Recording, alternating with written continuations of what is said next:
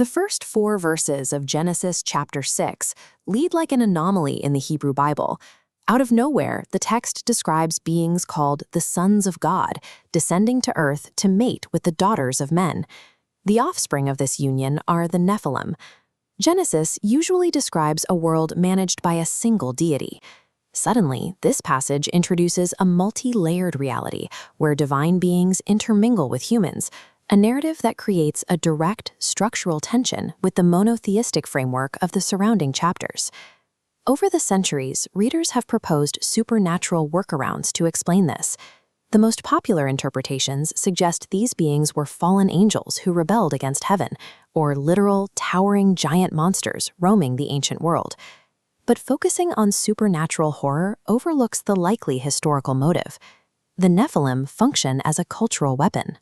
The authors used this imagery to specifically undermine the heroic reigns of the nations surrounding them. The context is found in the phrasing the authors used to describe the Nephilim, the mighty men that were of old, the men of renown. This choice of words is strange. It uses heroic, celebratory language to describe beings that God supposedly sent a massive flood to wipe out. The ancient Hebrews wrote in an environment dominated by massive superpowers, empires that possessed their own established mythologies and long lists of epic heroes. Understanding these figures requires looking past the religious mystery. It requires viewing the text as a targeted response to rival political powers. When the ancient Hebrews entered Canaan, they encountered a landscape littered with inexplicable megalithic structures left behind by older civilizations. This is Cyclopean masonry. Some of these ancient Canaanite defensive walls were constructed of rough-hewn stone blocks and measured up to 18 feet thick. These ruins required a historical explanation.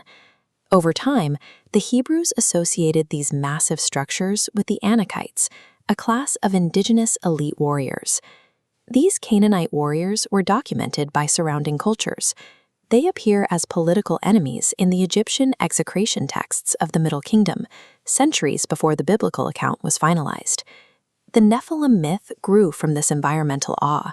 It was a way to rationalize the terrifying remnants of the civilizations that preceded them.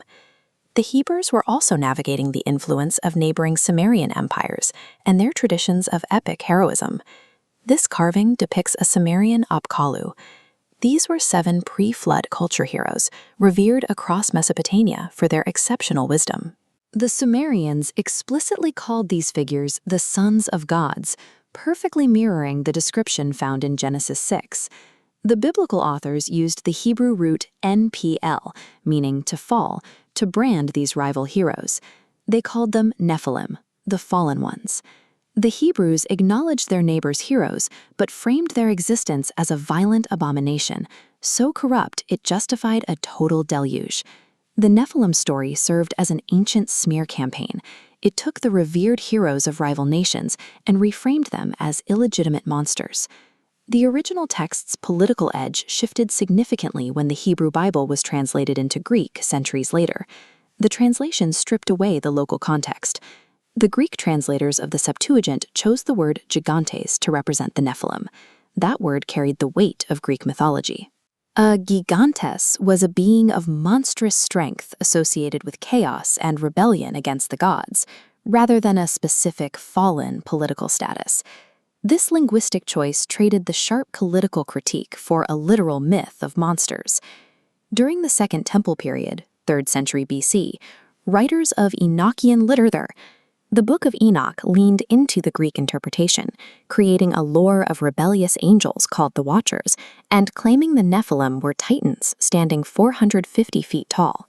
This cinematic interpretation redefined the narrative, providing foundational imagery for what would eventually become modern demonology.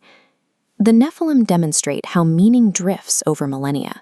A grounded critique of local ruins and rival empires evolved through translation and imagination into a supernatural legend.